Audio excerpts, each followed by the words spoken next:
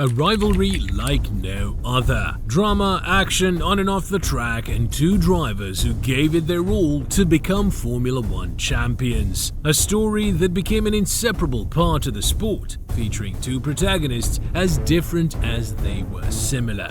James Hunt vs. Niki Lauda was a movie. The fierce rivalry between these two Formula One legends extended far beyond the realm of motorsport, evolving into an epic saga within the annals of sporting history. Their indelible mark persists, fueled by both drivers' relentless pursuit to etch their names as champions worthy of remembrance, leaving a legacy of unwavering determination and sacrifice. And like any good movie, the story of this rivalry was largely defined by its two charismatic protagonists and their unique stories and personalities. On one hand, the Austrian Niki Lauda was a disciplined, calculated and cautious individual with a great sense of humor and a unique spirit guided by his own compass. Although born into a wealthy family immersed in paper manufacturing, Lauda's path to racing was anything but easy. While studying to be a businessman, he defied his family's wishes in 1968 and decided to pursue a career in racing. Despite their objections and desire for him to continue the family legacy, he ventured into racing. To fund his racing career, Lauda had to secure a loan of £30,000 from a bank, backed by a life insurance policy. Thanks to this, he was able to move forward as a racing driver, kicking off with a Mini, before diving into Formula V and navigating private Porsche and Chevron sports cars. By 1971, he had already earned his stripes as a Formula 2 driver for the March team, quickly being promoted to their Formula 1 team. Competing in both categories in 1972, he etched the beginnings of his legend in a pinnacle of motorsport. On his journey towards Formula 1, Niki Lauda crossed paths with a certain James Hunt, who was treading a similar path to the Austrian driver. Hunt, a young Briton, initially embarked on a medical career, but his fascination with racing was sparked when he attended a car race just shy of his 18th birthday, mirroring Lauda's trajectory. Hunt started racing in the Mini category with his own car, progressing to Formula Ford and then Formula 3. And James Hunt is through. Hunt is up in the second place now, ahead of Trimmer. Trimmer, who was second, has been pushed down to third position by James Hunt, number 21 from Sutton, 23 years old. He's been driving for 3 years and here he is in the Red Lotus.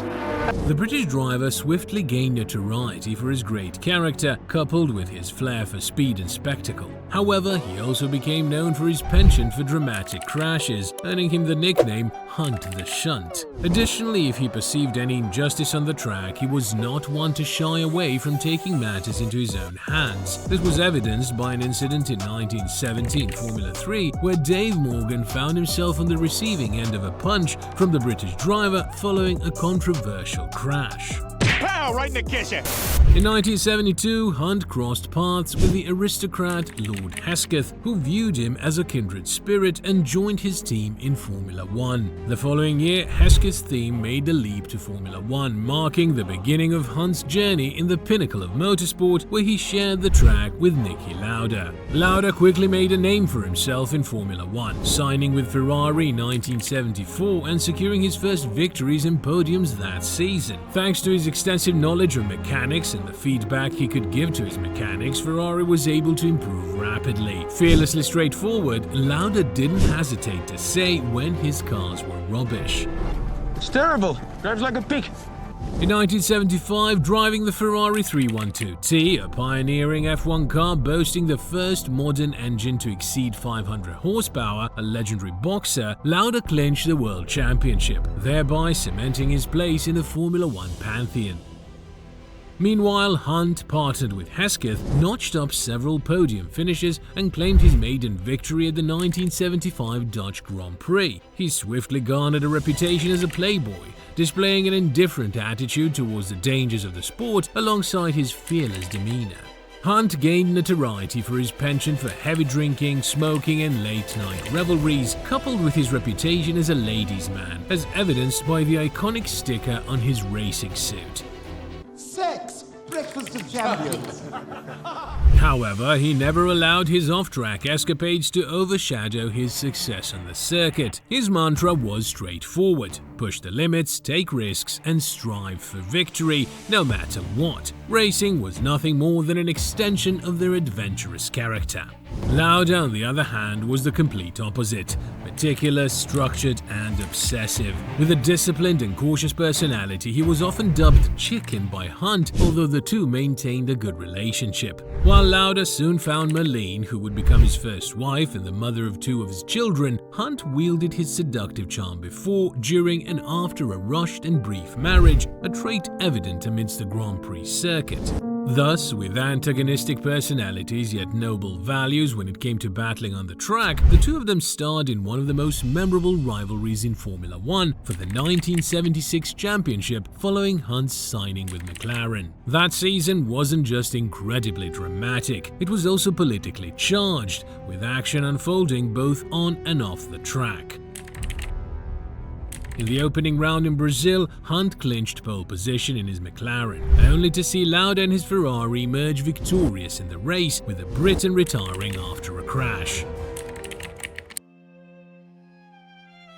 The Austrian driver claimed another victory in South Africa, with Hunt hot on his heels until the checkered flag waved. In the third race of the championship, held in Long Beach, Hunt faced another retirement, while Lauda trailed behind his teammate Clay Regazzoni in second place. Moving to the fourth round at Spain's Jarama circuit, Hunt clinched victory ahead of Lauda, albeit not without controversy. The McLaren driver was initially disqualified due to his car being too wide. Nevertheless, months later, following an appeal, the decision was overturned. However, Lauda staged a remarkable comeback, clinching victories in Belgium and Monaco, while Hunt suffered two more retirements, significantly dropping behind in the championship standings. In Sweden, Hunt finished fifth, with Lauda taking third place, further widening the point gap. However, Hunt managed to recover some points by winning in France as Lauda retired from the race. But another controversy unfolded at Silverstone. Despite Hunt's initial win, he was later disqualified because the race had been restarted due to a first lap pileup, and Hunt drove on an access road back to the pits, a breach of the regulations. This decision handed the victory to Lauda, who extended his lead in the championship even further.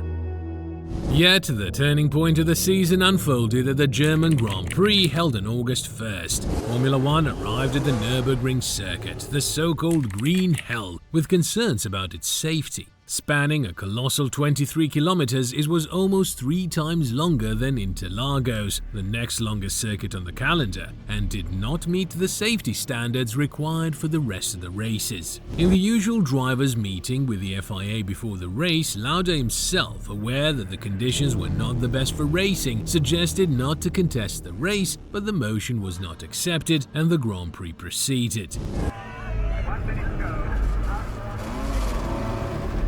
As usual, Hunt and Lauda occupied the front row at the start, but tragedy swiftly unfolded. On the second lap, Lauda lost control of his Ferrari at high speed, suspected to be due to a rear suspension failure, crashing into the barriers and careening back onto the track before bursting into flames. Adding to the ordeal, Lauda's car was struck by Harold Earls Hesketh and Brett Lunge's Surtees, both drivers immediately rushing to aid Lauda, joined by fellow competitors who pulled over in solidarity. A tense minute elapsed before Lauda was extracted from the engulfed car, his condition a mystery, and rushed to the hospital. Shortly thereafter, the race resumed, with Hunt clinching victory, marking the final Formula One race in Nürburgring. Yet, the world remained on edge, awaiting updates on Lauda's well-being.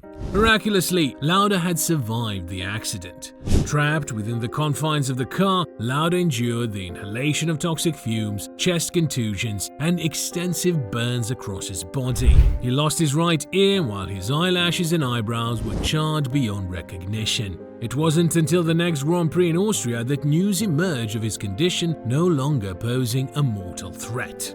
As Lauda recovered in the hospital, Formula One forged ahead with the season. Hunt claimed fourth in Austria and triumphed in the Netherlands, steadily narrowing the gap on Lauda. With signs suggesting Lauda's absence for the season, Hunt eyed the championship. Yet, at the Italian Grand Prix, a new twist unfolded. Just 6 weeks after the harrowing incident at Nürburgring, Lauda made a stunning return to competition.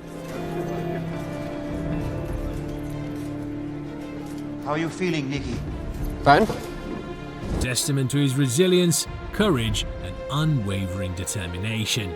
Clearly affected by the accident with a visibly altered appearance and reduced mobility, Lauda showed more than ever his unwavering commitment to contesting the championship until the very end. The Austrian poured his heart and soul into regaining his former self, and in an epic display of determination, he managed to secure 4th place in Monza, while Hunt faced yet another retirement. Nevertheless, the McLaren driver went on to win the next 2 races at Gosport and Watkins Glen, with Lauda finishing 8th and 3rd respectively.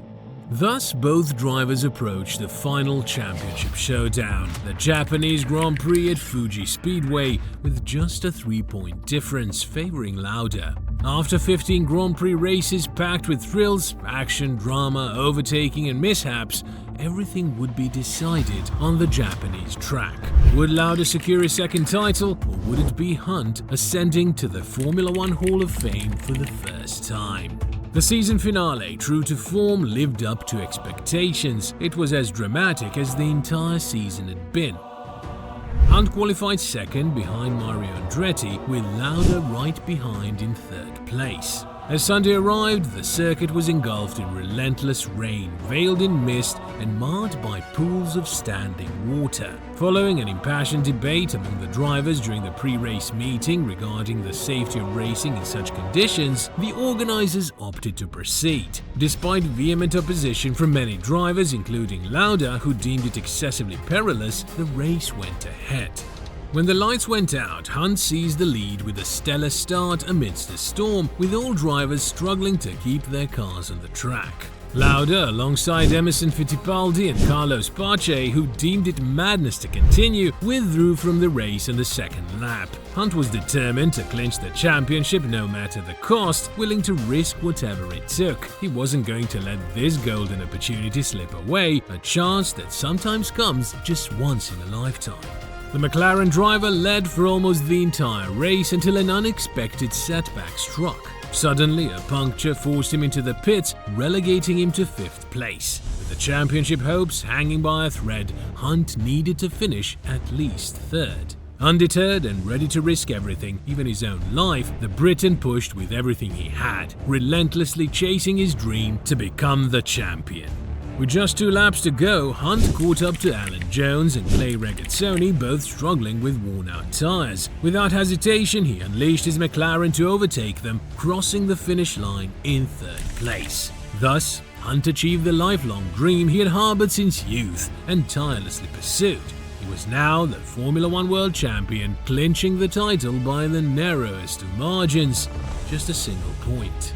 And so, the epic battle between the 2 rivals, the gripping drama and the intense on-track tensions reached their conclusion. Lauda wasted no time in extending his congratulations to Hunt for his remarkable achievement, while Hunt himself acknowledged that both of them had rightfully earned the championship. Fueled by a burning desire for redemption, Lauda emerged as an unstoppable force, clinching the title once again with Ferrari in 1977 and repeating the feat with McLaren in 1984 before hanging up his helmet for good. In contrast, Hunt never returned to championship contention. Following 2 seasons with McLaren and a brief spell at Wolf Racing, he retired in 1979, later becoming a race commentator before passing away from a heart attack at the age of 45. Despite their fierce on-track rivalry off the circuit, they maintained a strong bond grounded in mutual respect and admiration. They were 2 diametrically opposed figures whose paths converged during the 1976 season, igniting one of the most legendary rivalries in motorsport history.